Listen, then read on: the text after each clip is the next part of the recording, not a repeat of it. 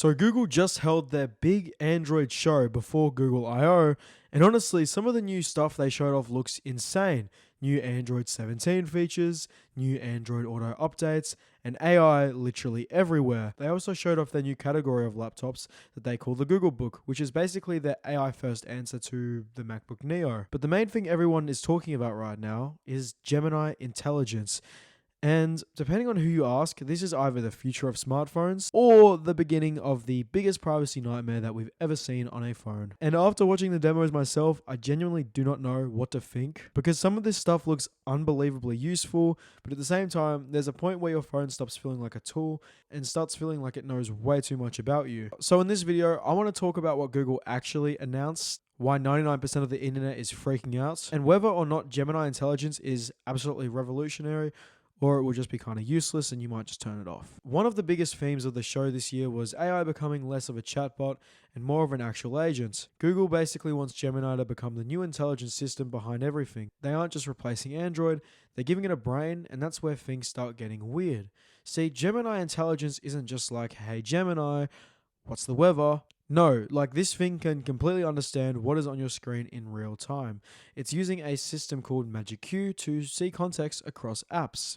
They showed off this thing called Project Rambler as well in Gboard, where it listens to and removes all your ums and likes to make you sound professional. And then there's Create My Widget, where you just tell the phone, hey, make me a dashboard for my protein intake and my flight status, and it builds the UI from scratch. It's impressive, but to do that, it needs to be active. Before, your data just sat there, but now the AI is actually using it live. It's reading your emails, your photos, your calendar, and your messages just to be helpful.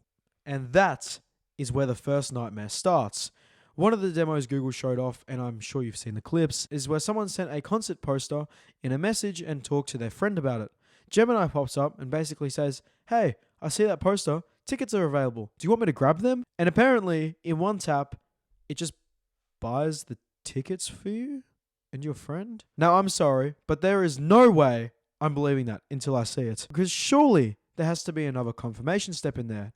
Right? Imagine accidentally pressing the wrong thing and suddenly $400 on concert tickets is gone out of your account. Or imagine someone sends you like a fake image and a manipulated link. What if Gemini picks the wrong seats or pays a $50 convenience fee that you didn't agree to? Google actually came out after the show, however, and said there is a verification flow that they skipped in the demo for time, where it pulls the checkout screen into a mini window for you to confirm.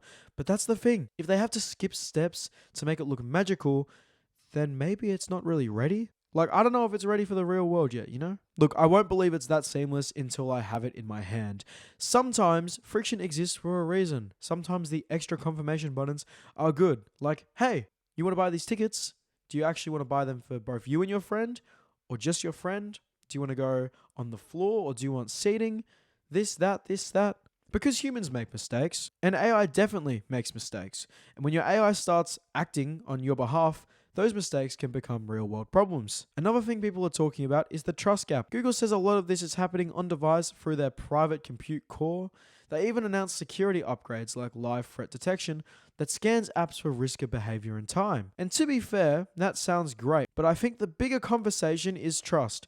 Google already has a reputation for collecting massive amounts of data, so now when they announce an AI system that can basically understand your entire digital life, people feel a little bit uncomfortable about it. And that's natural, it's fine. I mean, it makes sense. And honestly, this really feels like Google taking the jab at Apple Intelligence and trying to create their own version of it, but they're being so much more aggressive. Apple Intelligence, what they showed off nearly 3 years ago now, it's aged pretty well, if it existed back then, but just compared to what Google is doing with Gemini Intelligence, I do see quite a bit of a difference in the way that they're pitching this. Apple Intelligence seems like it's just trying to be more helpful in a day-to-day thing, or maybe when someone sends you something, there'll be the suggested reply or better autocorrect, stuff like that. But then Google's AI just feels like it's trying to take control of a lot of the things that humans do. They want to try and make the phone as easy to use as possible and as frictionless as possible compared to what Apple's trying to do with Apple Intelligence. This might change in iOS 27. Maybe Apple Intelligence will get some new features in iOS 27. Maybe we'll talk about that in a future video. But Google, it feels like they've integrated Gemini into every single atom of the OS. They even put it in the new Google Books. Maybe I'll make a future video about them if they're interesting. But I'm just going to say the Google Books are very AI. There's this new feature called Magic Pointer, and essentially, when you shake the mouse, it will turn into a Gemini cursor. This reminds me a lot of, what's that feature? Search with Lens, I think it is, in Google Chrome, where you can click it and you can drag on something to search it. But this is way more integrated with the operating system, and it's available anywhere, any screen. You just shake the cursor turns into Gemini. You can select text with it. One example they show though is where you can use it and select multiple images with it, and you can make it blend them together in Nano Banana, like blending banana in a blender. But I feel like Google is following along the invisible AI trends. It's not something you open anymore. It's just there, like watching, helping. That either sounds futuristic or really, really horrifying, because convenience most always beats privacy eventually. People say they care about privacy, but then they'll press allow on 47 permissions because a feature is useful. And Google knows that. They know the easier a feature feels, the more we'll accept the trade-off. Personally, I think we are entering a really weird era. The smartphone used to be something that you controlled directly.